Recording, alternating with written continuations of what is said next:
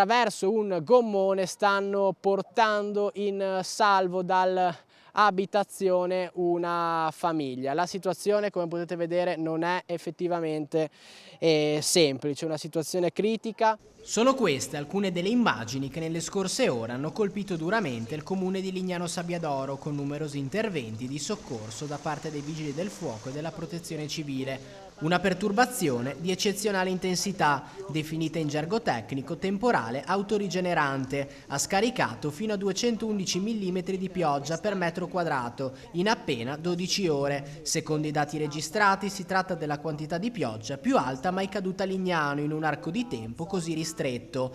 L'acqua ha messo in ginocchio la città, paralizzando strade, sommergendo auto e garage. La città in questo momento è in grave difficoltà, abbiamo diverse strade allagate e in particolare al campeggio Pino Mare abbiamo una situazione un po' più difficile. Adesso il Comune di Lignano, in coordinamento con i Vigili del Fuoco, si sta attivando per trovare delle soluzioni idonee per poterli ospitare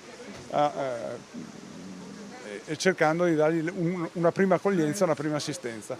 Molti turisti hanno dovuto così interrompere anticipatamente la vacanza e affrontare momenti di grande apprensione. L'acqua ha invaso case, mobili, piazzole, scantinati, mentre in più occasioni famiglie intere sono rimaste bloccate all'interno delle abitazioni. Per loro si è reso necessario, come mostrano le immagini, l'intervento dei vigili del fuoco e della protezione civile, che con i gommoni hanno portato in salvo circa 25 nuclei familiari.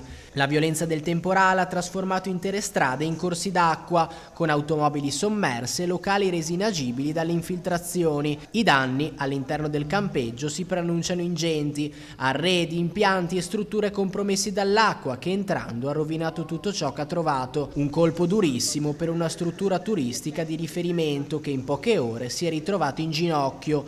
Questa è un po' più pesantina delle altre volte. Noi è 26 anni che veniamo qua.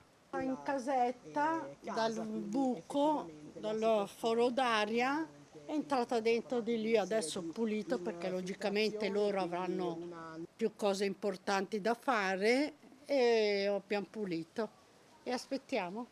Mi mette più nervosismo perché dico non si può.